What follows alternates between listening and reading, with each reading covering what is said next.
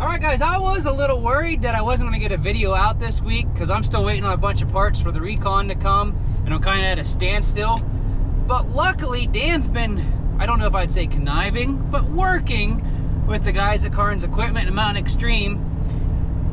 So we're on our way to pick up a machine Dan wants to try out because he's kind of considering getting this, well, not this exact machine, but one similar to it. And figured, well, he's going to get that to test out. We'll get it to do a little test and review. So we're going to head to Mountain Extreme to pick it up today. And we'll do a little walk around video for this video. And then we'll get to do a little review, and we'll bring that here in the immediate future. So we'll see you guys once we get to the mountain. All right, so there's the demo. We're getting a new Uforce 1000 Pro XL. It's the limo version. This is what Dan's thinking about getting, only a Highland model with the heat and AC, of course, but yeah, you gotta have the doors. You gotta have the doors. But we're gonna get her up to the farm, do a little riding so we can do a review for you guys, but right now it's get her loaded up. Okay, bring back.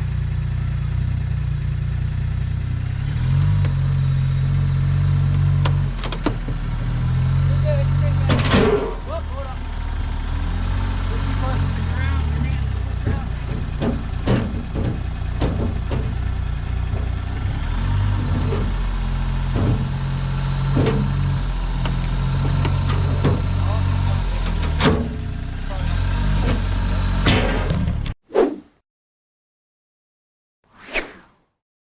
This video is brought to you by Mountain Extreme of Rockton, PA. Whether you're in the market for a Can-Am, CFMoto ATV or side-by-side, Can-Am or KO youth ATVs or dirt bikes, Spider and Riker on-road motorcycles, as well as CFMoto on-road motorcycles, bad boy mowers, or even your full line of Articat and Ski-Doo sleds when that white stuff flies. A full line of riding gear and apparel as well to suit your needs. And let's not forget parts and accessories for your machine. When you're ready for the peak of performance in the power sports game, then look no farther than Mountain Extreme of Rockton, PA. Alright, so Dan and I and Seth just spent a good day with the CFMoto U10 Pro, riding it around. Pretty impressed with it so far. My full review is going to be coming. We're going to film that here in a couple of days. But right now, for this video, let's just go ahead and do a quick walk around in the machine. I got quite a bit to talk about after spending a day in it. She's going to be a bit dirty for this walk around because, like I said, we already spent a day riding it. And you guys have watched my videos. Dan is Dan, and you know how Dan is. And, well, Dan's mostly the reason this thing's so dirty, especially up here on the dash. Okay, so when you put it in park, oh, Dan, you just completely messed up the inside of this. You know, really? Yeah. So yeah, all I can say is thank goodness for SC1. But anyway, looks of this thing are fantastic. I love the front end of these Uforce Pros. They look mean, they look unique. They're, yes, a little bit Defender-ish looking. Again, if you compare Can-Am and CFMoto side by side, there is strikingly a number of similarities, but that's just the way it goes in the industry. I do wish these Pros came with a bumper of some kind. You can get bumpers for on them. I think they should come standard with bumpers, especially for trail riding. This is a utility-based machine though, so I can see why not. But so far, the biggest question people have asked me after showing that I had one of these to demo is, how is it trail riding? So you know, even if people buy these for work, they're gonna trail ride. And so we'll make sure that is the #1 question we answer when the full review comes. Side profile is your typical utility. This is the XL, so it is a 6-seater. So she's pretty long, but not a whole lot longer than my R-Max. And you guys know my wood section here and how tight these trees are up here. And I was able to just finagle that through the woods pretty easy. All riding yesterday, I did not run into any problems. So the length of it is it's not really that bad for trail riding. Again, we'll get more into that in the actual review. This is just the walk around. Rear end is pretty nice. We've got a huge muffler. It's got dual exhaust. It's got a nice huge tailgate with a nice big drop lever. The tailgate works fantastic. Pretty good size bed, again, typical for the size of the machine. It does have a USB port here in the back, which I think is absolutely awesome. That you get a USB, not USB, 12 volt. It's just regular 12 volt. You could get a 12 volt adapter to get it, you know, plug in for USB, but it's just a regular 12 volt, not USB, excuse me. So yeah, tailgate's fantastic. Again, it's utility. They give you the little scale here in inches and centimeters. So that's handy, whether that actually be useful for anything. I mean, you could put a board up there and mark it if you want. It's mostly just a gimmick. I doubt there's going to be anyone that ever uses that, but it's there. You got the little cup holder things. One thing I'm surprised this doesn't have that a lot of machines have now is the little cutouts for 5-gallon buckets. A lot of machines in their bed and even on their cargo racks for ATVs have just that little bit of an impression cutout for a 5-gallon bucket to help hold it in place. This doesn't, but you do have 4 tie down points here in the bed. And of course Can-Am, listen to me, and of course CFMoto has a Can-Am similar style of hook system for accessories that you could attach here to the bed, and they do give you tie down points here on the side of the bed for throwing straps. Tail lights, I'm a little disappointed. The tail light looks huge, but the only brake light is just a little strip here. Reverse light is a little light here, but they are LEDs, so they are good and bright. Speaking of lights, let's power this guy up here and turn the lights on. I think it'll do. You're not going to be able to see it because I'm in the sun. That might pick up. Oh yeah. So we got the nice accent lighting here and here, and a little lighting's there. I love the lighting of CFMotos on their ATVs, and side-by-sides all are fantastic with the accent lighting. It really goes good. Again, all LEDs except for the high beam and low beam. I'm not sure. That looks like it's regular bulbs and projector headlights for the low beam, but very good. And again, the rear lights, you got the accent lighting. I guess those aren't just reflectors. They are accent lighting for your running lights on all the time when your lights are on, and then your brake light is actually this. Let's see if this go into reverse without being started.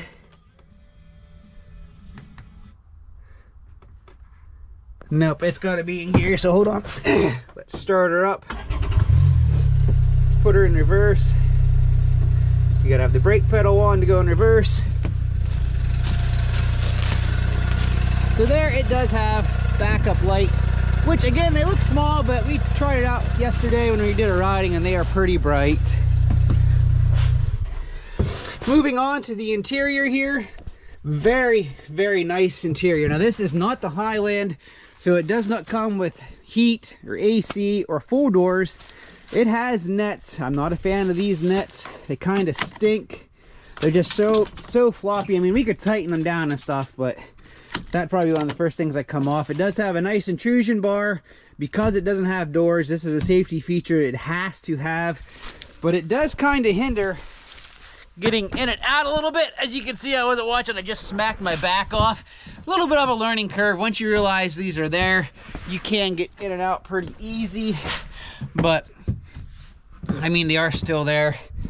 Obviously, tilt steering wheel up and down. You have your 4-wheel drive, 2-wheel drive, and then it has a front locker here, headlight switch here. One thing I do have mixed feelings about in this thing is the transmission is a electronic shift. So you have all the push buttons here, which is nice, and it does have push button start and stop. Call me old-fashioned, I prefer a regular stick in and turn key. One issue that's been arising with these, especially in colder climates like in PA here where we get snow and ice, is the start stop button is freezing. And one, you either can't push it to get it turned on, and two, if you do get it to push it to start, it sticks on and then your starter's going even after the machine's running. I know the guys at Mountain Extreme said they had one where it stuck on and they could not get it thawed in time, so they had to pull the fuse till it got thawed out. So that is something to be aware of. If you live in a colder climate with snow and ice, you're going to want to park this inside so your buttons don't freeze up. Now, if you get the Highland with the doors, that's not going to be an issue. If you have a model like this one has now that has a windshield, it's not going to be such a big of a deal. Just keep in mind that these buttons can get snow and ice and can freeze. But other than that, I've had no issue shifting. It's worked smooth as silk. You do have to have your foot on the brake or else it will not shift, but it shifts smooth. And it does have the electronic parking brake that automatically comes on when you put it in park, but then it automatically comes off when you hit the gas. So you don't have to physically hit off each and every time. And when you put it in park, it automatically applies it for you. Of course, CFMoto does have the very nice display here. Phone connectability, this has Apple CarPlay, all the good stuff with it. It does come stock with speakers in the back for your media center. They're not the best speakers, and when you're driving, it's a little bit hard to hear even full cranked, but they are included, so that is nice.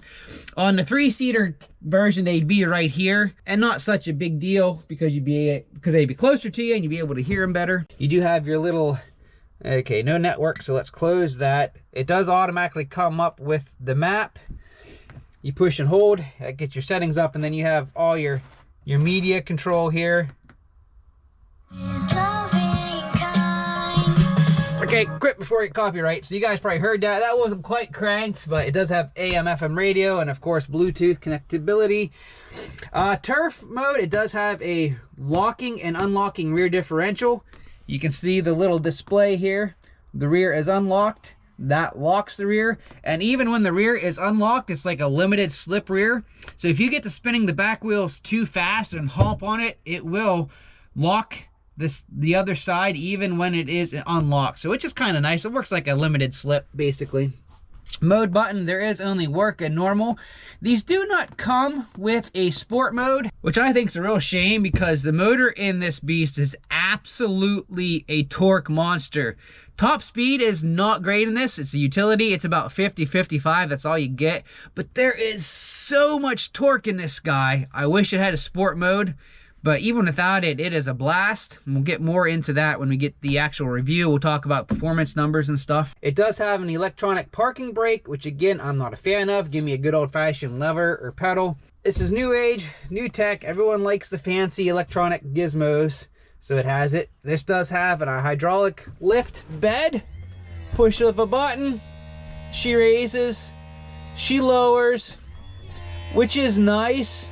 But again, a big complaint with these Uforce is the lift capacity of the bed is not even anywhere close to the cargo capacity of the bed. So you can overload it to the point pretty easy where that won't lift. You do have your winch button, which from the factory, it's way over here, kind of in the way of this passenger grab bar. I'd rather have my winch right here, nice and easy to get at, but that's okay. And then this is a button for voice control, where you can push and hold if you're connected to your Bluetooth, and then that gets your Apple CarPlay all set up and everything. So I don't have my phone connected. It's not my machine, so I'm probably not going to connect it. Somebody connected a phone now. There's a Galaxy A15 5G hooked up. But anyway, very nice controls, very nice layout. The steering wheel is absolutely great. I love it. And I love, they give you this little notch in the back that allows you to grip it with your fingers and hands perfectly. I love that. It's good and thick there. You hold it, and then you can grab it and get a good hold without having your fingers wrapped.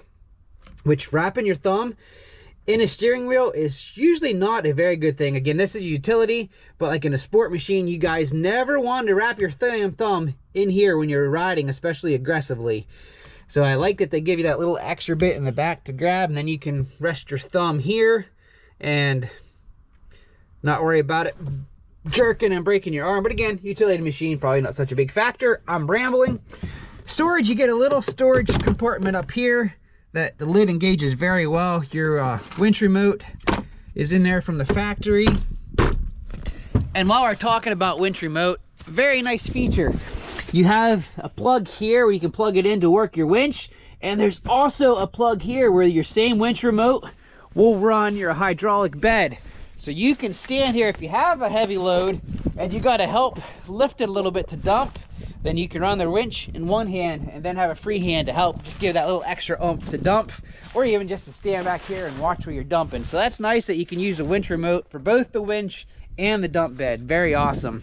And of course you've got another glove box here on the passenger side. It's pretty deep, but as far as storage goes, that's it unless you buy accessories. These seats are really nice. They're a fake leather. They are a little bit slippy, but they are comfortable. At first, I didn't think they were as nice as, say, a Defender seats, but after riding all day, I may take that back. They're pretty comparable. They are pretty nice. They're pretty comfy. One complaint I do have to say here on the inside of this are these seat belts. They're comfy, but they latch and lock so easy. You literally have to pull them out this fast or else it's going to want to lock on you. I don't know how many times I went to get in this the other day when we were riding around, went to pull it to fasten my seat belt, and it locks on me. So you have to take care and pull out slowly in order to get the seat belt out, or else it locks on you. Now it's nice if you're ever in a rollover, it's going to lock quick, but when you're just trying to get your seat belt on and you get frustrated, and the more you get frustrated, the more you start pulling, well, again, that's a little nitpicky gripe, but I got to mention it because there's really not a whole lot of this machine I'm not impressed with. This is one thing I am not impressed with. Look at all the harder I'm pulling this. Now she's, oh, there she goes. She's locking. It really doesn't take much, unfortunately. But, again, that's probably something you could get used to. Just got to pull it out slowly. Slowly. We did some riding with the passenger in the back so far, and Seth did mention that these rear seats, you have plenty of leg room when you're sitting back like you're supposed to, like this, but as he was riding, he would tend to slide forward. These seats are a bit slippy, and then he's 6'1", somewhere around in there. His knees did end up getting up in here just from sliding. So a little bit of texture to the seats would be nice to help hold you in a little bit. But as far as comfort goes, they are very nice. It is, this being the XL, is a 6-passenger. We did load 3 across the front here just to see how the comfort is for adults. So we'll cut to that footage right now. So, I mean, it is a little tight when you have this many guys in here. I wasn't the whole way over either. The gas pedal's a little offset. The seat room isn't bad. It's just like, well, I got a cheek kind of half hanging off here. oh, well, you got room. No, that's not bad. I mean, that's hard. It's doable. It's funny. We got an XL when we're all off here. Well, yeah, well, you gotta test this stuff. I mean, technically it is a 6-seater. So it should be able to fit 6 people in. Do you think we can put 2 tripods and 2 guns and a call here between us? Oh, probably. Yeah, I think so. Comfortably? I would think so. Yeah, big muscles. Big muscles for his big heart. So yeah, definitely doable to ride 3 adults across the bench, so you could fit 6 in this if you had to and be fairly comfortable. This middle seat, of course, does have a flip down console, gives you a couple cup holders, and this is a nice little slot for a phone. You got a couple cup holders here and up there. Nice grab bar for the passengers. And one thing to note is this center console is very, very sturdy. If you guys have ever checked out the regular Uforce 1000s, it has a super floppy center console that will just do this as you're riding. Not so in this Uforce Pro. When they say Pro, everything's Pro. Of course, you got several accessory switch blanks here in the dash for run-in switches for your accessories, as well as 5 up here in the roof, which is nice. If you mount a light in the roof, you don't have to worry about running wires all the way down to the dash. You can just put a switch right here, which is very nice. You can get headliner kits for this that gives you a very nice kind of insulated headliner. The Highlands with heat and AC comes with it standard. On the base model Pros here, you have to add that as an add-on. You do, of course, have a USB charger and a USB-C charger here for phones and what have you, and then another regular 12-volt here. And this does have the cutouts and everything ready to go. Should you buy a base model and want to add the heat, you can definitely do that. Come into the back. Again, same seats as you have in the front, you have in the back. This isn't really a center console in the back. It's basically just gives you a quick and easy access to your battery. It does have a tray, so you could use it if you don't mind your battery hanging out. But I love this battery location. On the regular Uforce, they're down in under the seat, kind of in the back there, under the bed, where you can't get at super easy. This is super easy to get at, which is nice. And it has this real nice connector here. If you want to add power and accessories, you got 3 little bus bars here that you could add power to. Power your accessories fairly easy. And again, even though this isn't as secure as the front console, it's good and tight and doesn't really shake around. You get 2 cup holders in the back. Again, a USB and a USB-C charger right here. A 12 volt right here. And this little pocket, I think, is kind of a very neat thing that CFMoto did. I don't know if you'll be able to see in there. There's a little divider that, oh, that's full of water. That's full of water. I should have done that. There goes my phone. But anyway, it's a phone holder, and you can slip your phone right in there. It'll hold 2 phones nice and easy and keep them from rattling around. Good thing I got an iPhone that's somewhat waterproof. I should have checked and seen if that was full of water. Now, the middle passenger in the back may run into a little bit of a tighter fit here if they try to keep their feet up on the drive shaft hump. It's going to put your knees into this. But there's enough leg room here. You can keep your feet down off of the drive shaft hump. And again, there's plenty of room back here. In fact, on the riding we did that I showed you the footage of, Seth pretty much preferred this middle seat because he could see between us, he could see up front.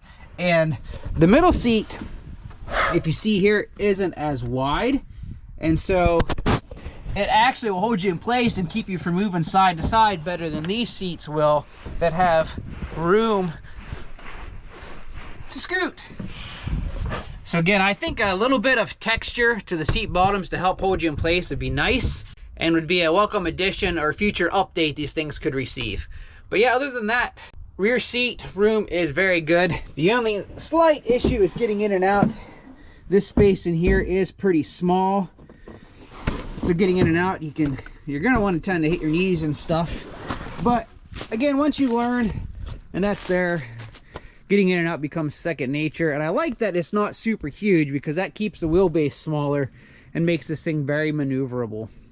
There are drain plugs in the floor, which are nice and easy to remove. Not such a big idea with these models that are open, but with the Highlands where you have the full doors, or if you add doors to this, you can get either half doors or full doors for even these base models. They come prepped, everything ready to go to add doors if you so desire. And whenever you add doors is when you get water that gets trapped in there, so having drain plugs is nice.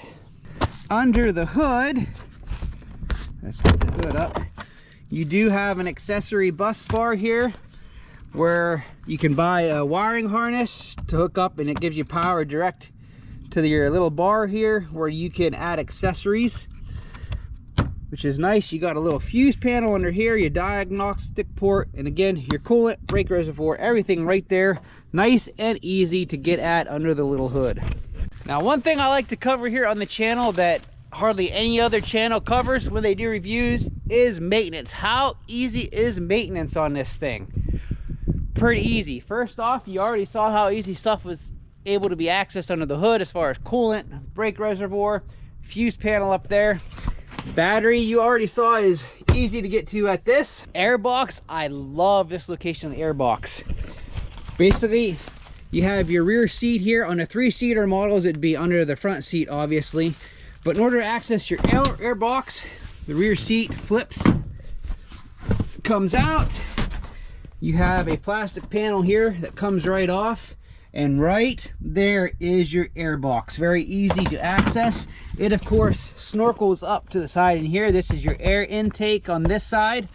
On the other side, that's your CVT intake, so that can let you guys know how deep you can go before you start to take on water.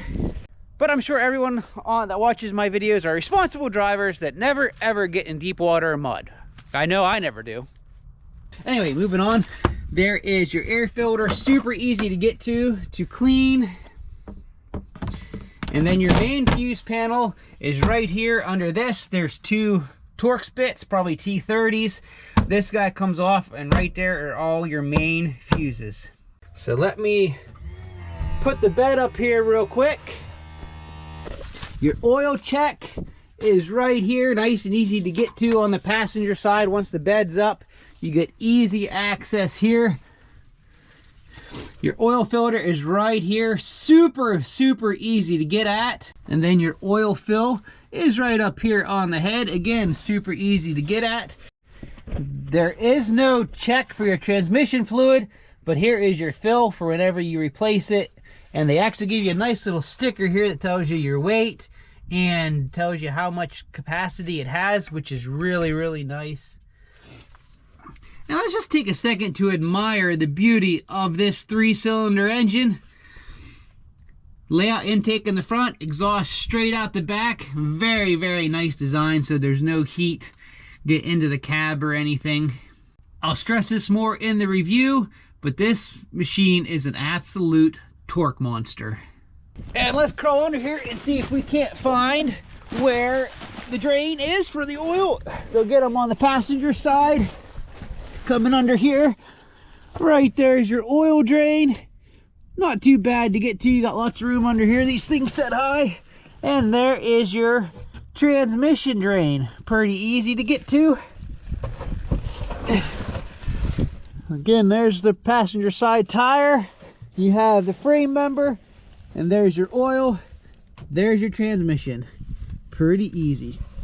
And while we're getting under the machine, here's your front diff drain. Super easy to get at. Although the fill for the front diff is here on the passenger side, it is very Can-Am-esque because it's tucked way back in there. A little bit hard to get at, but with an oil pump, wouldn't be too bad to get your straw in there and pump some gear oil. So yeah, maintenance on this guy, super user friendly, which is key for the guys that have this for utility purposes on the farm or on the ranch. They don't want to have to run miles and miles to a dealer to get it serviced. So here is your CVT. Everything's pretty easy to get at. You got your dual intake here for your CVT.